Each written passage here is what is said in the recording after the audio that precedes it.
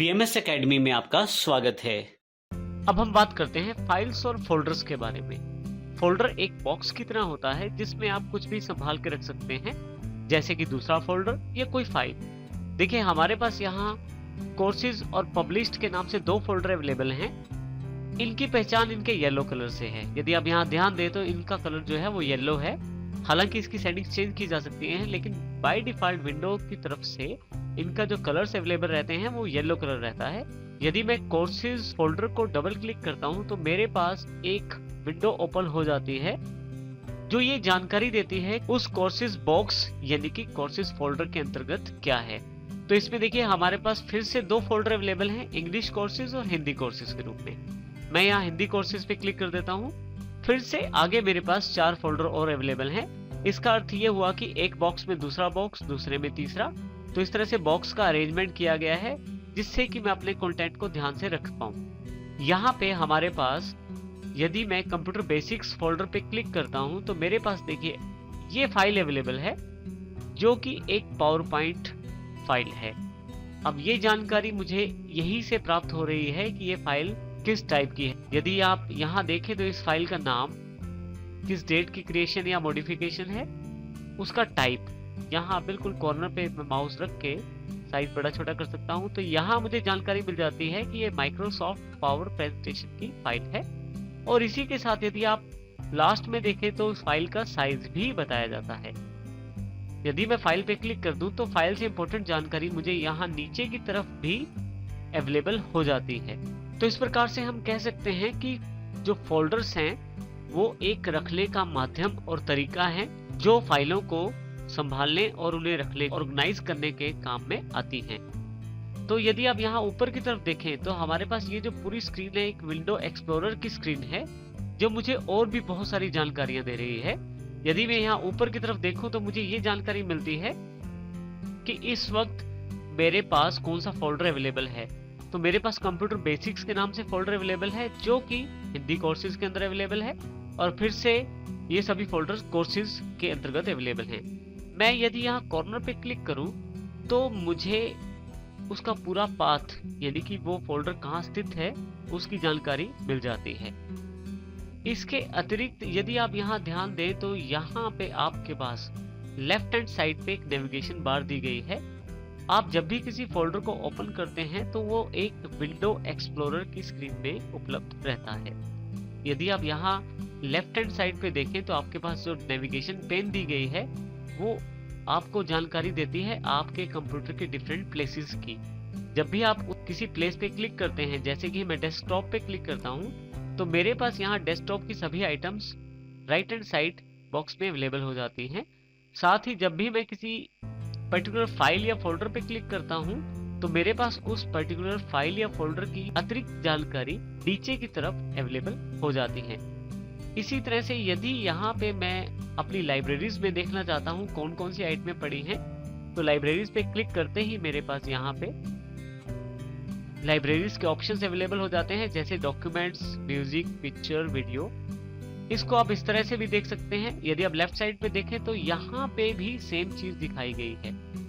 यदि आपके एक फोल्डर के अंदर बहुत सारे सब फोल्डर्स हैं तो उन सब की लिस्ट लेफ्ट साइड पे भी अवेलेबल हो जाती है। तो यदि मैं ये देखना चाहता हूँ मेरे डॉक्यूमेंट्स में कौन कौन सी फाइलें हैं, मैं यहाँ भी क्लिक कर सकता हूँ और यहाँ भी क्लिक कर सकता हूँ। यहाँ मुझे देखने के लिए डबल क्लिक करना पड़ेगा और यहाँ मुझे देखने के लिए एक सिंगल क्लिक करना पड़ेगा। तो जैसे ही यहाँ मैं डॉक्यूमेंट्स पे क्लिक करता हूँ तो मेरे पास जो डॉक्यूमेंट्स के अंतर्गत फोल्डर्स या फाइल्स हैं वो अवेलेबल हो जाती हैं। इसी तरह से यदि मैं म्यूजिक पे क्लिक करता हूँ तो मेरे पास म्यूजिक के अंतर्गत सैंपल म्यूजिक, और यदि यहाँ डबल क्लिक करूँ तो वो बाय डिफॉल्ट विंडोज के साथ जो म्यूजिक अवेलेबल रहता है वो मेरे पास अवेलेबल हो गया है। इसी तरह से पिक्चर्स लाइब्रेरी और वीडियो लाइब्रेरी, ये सब चीजें आपके पास लाइब्रेरी में अरेंज रहती हैं। इसी तरह से आपके कंप्यूटर की जो हार्ड ड्राइव है उसकी ड्राइव्स की जानकारी भी यहाँ पे अवेलेबल रहती है, जैसे कि सी ड्राइव, डी ड्राइव और ई ड्राइव। क्योंकि मेरे कंप्यूटर में 3 ड्राइव्स हैं तो वहाँ 3 ड्राइव्स दिखाई गई हैं। आपके पास यदि आपके कंप्यूटर में ज्यादा ड्राइव्स होंगी तो वो उतनी ही ड्राइव्स ही दिखाएगा। ड्राइव्स अलग अलग कंप्यूटरों में अलग अलग हो सकती हैं। जैसे मेरी आवश्यकता अनुसार मैंने 3 ड्राइव्स बनाई हैं तो यूजर्स की आवश्यकता अनुसार कोई 4 बना सकता है, कोई 2 बना सकता है, तो वो आवश्यकता के ऊपर निर्भर करता है। यदि मैं यहाँ कंप्यूटर पे क्लिक करूँ तो यही ड्राइव्स मुझे यहाँ भी अवेलेबल हो जाती हैं कुछ अतिरिक्त इंफॉर्मेशन के साथ, जैसे कि मेरे पास कितने जीबी की ड्राइव है टोटल, उसमें से कितनी फ्री रह गई है। और रेडिश कलर ये जानकारी देता है कि बहुत ही कम ड्राइव में जगह मेरे पास बची है। इसी तरह से डी ड्राइव, देखिए यहाँ 24.4 जीबी दिखाया गया है टोटल स्पेस डी ड्राइव का।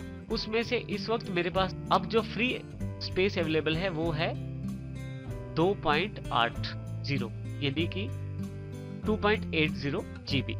इसी तरह से ई ड्राइव, तो यदि आप यहाँ क्लिक करते हैं तो उसकी अतिरिक्त जानकारी आपको नीचे की तरफ भी दिखाई दी जाती है।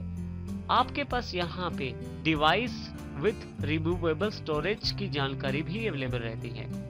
आपके कंप्यूटर या लैपटॉप में अगर डीवीडी राइटर या सीडी राइटर लगा हुआ है तो वो आपके पास यहाँ डिवाइसेस विद रिमूवेबल स्टोरेज में अवेलेबल रहता है। यदि आप कोई सीडी या कोई डीवीडी अपने कंप्यूटर या लैपटॉप में डालते हैं तो वो डीवीडी या सीडी आप देख सकते हैं। इसी तरह से यदि आपका कंप्यूटर किसी नेटवर्क से कनेक्टेड है तो आप वो भी देख सकते हैं। आप नेटवर्क पे क्लिक कीजिए, आपके नेटवर्क की सारी जानकारी यहाँ अवेलेबल हो जाएगी। क्योंकि मेरा कंप्यूटर इस वक्त किसी नेटवर्क से कनेक्टेड नहीं है तो इसलिए मेरे पास एक मैसेज ऊपर अवेलेबल हो गया है, the computer is not connected to a network, click to connect. क्योंकि मेरे पास कोई नेटवर्क अवेलेबल नहीं है और मैं यदि क्लिक भी करता हूँ तो कोई प्रभाव नहीं पड़ेगा।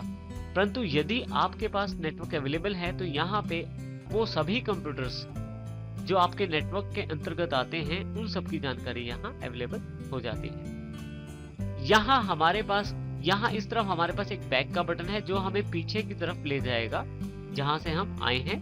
देखिए बैक करते हैं तो कंप्यूटर पे फिर से कंप्यूटर, और यदि आप यहाँ देखें तो एड्रेस चेंज होता जा रहा है बार बार। तो मैं फिर से यहाँ बैक कर करके उस जगह आ सकता हूँ जहां से मैंने ये शुरू किया था। अब यहाँ आप ध्यान दें तो बिल्कुल उसी लोकेशन पे मैं आ गया हूँ जहां से मैंने शुरू किया था। तो इस तरह से आप विंडो एक्सप्लोरर का प्रयोग कर सकते हैं कंटेंट देखने के लिए।